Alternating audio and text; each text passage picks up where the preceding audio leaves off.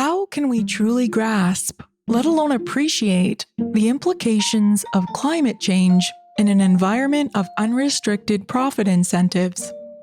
This next book illustrates the impact and costs in numerous ways. Welcome to Audiobook Reviews in 5. This is Yana, also known as Jana. And in today's episode, I'm reviewing Fire in Paradise, an American Tragedy by Alastair Gee and Dani Anguiano, read by T. Ryder Smith.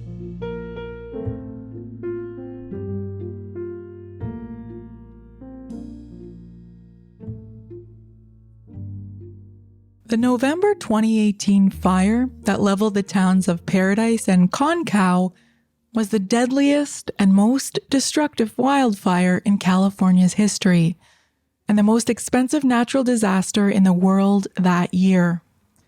Named the Camp Fire after its place of origin on Camp Creek Road, the fire was ignited by a faulty electric transmission line and claimed 85 lives and displaced more than 50,000 people, leading to a refugee crisis that continues to unfold today.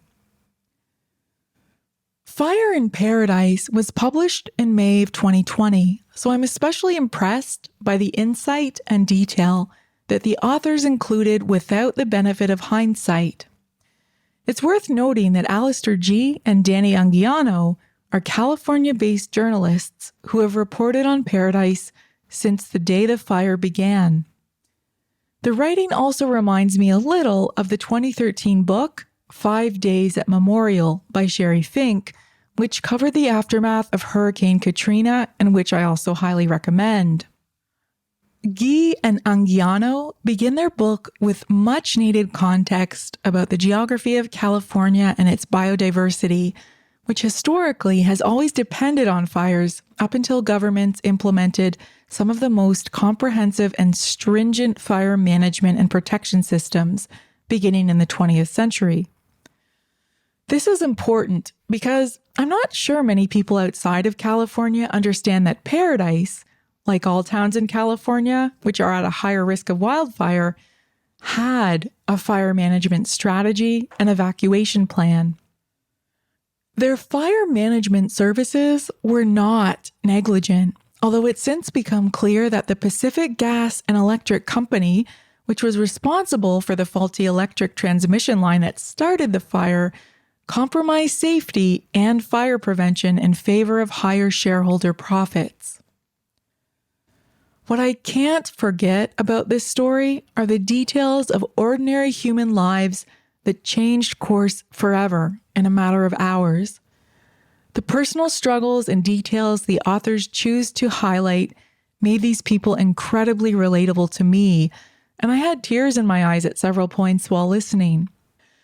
For example, the courage of Alan Pierce, an ICU nurse manager at Feather River Hospital, who helped evacuate people on a makeshift helipad after his truck started to melt. Or the quick thinking of Sergeant Rob Nichols of Paradise Police, who helped more than 150 people shelter in place near the blocked road out of town. Both of them lost their homes in the fire. You might wonder if the impact of this story would be enhanced with visuals. There's actually a documentary of the same name on Netflix, which I thought was well done. That said, though, this audiobook explores much more than the immediate events of the fire. The authors also share important historic context, which I mentioned, but also the economic and political impacts. Just 1 month after this book was published, the CEO of Pacific Gas and Electric entered guilty pleas on behalf of the company for 84 felony counts of involuntary manslaughter stemming from the fire, which was blamed on the company's crumbling electrical grid. The word unprecedented, well, it's starting to feel a bit worn out in 2020, but that's exactly what this fire was. And unfortunately, it represents the future of fire behavior. T. Ryder Smith's narrative performance made this audiobook impossible to put down. It's truly riveting. He lends just the right tone, balancing incredible suspense with somber reflection, so I hope I'll come across more of his audiobook performances in the future. This is a well-researched, well-written narrative that illustrates the complex implications of climate change and regulation while retaining its human focus.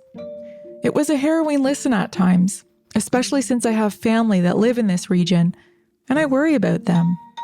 However, as extreme weather events become more frequent, it's important that we all consider how we might respond in a crisis, as well as seriously rethinking how our communities and governments should prepare and respond.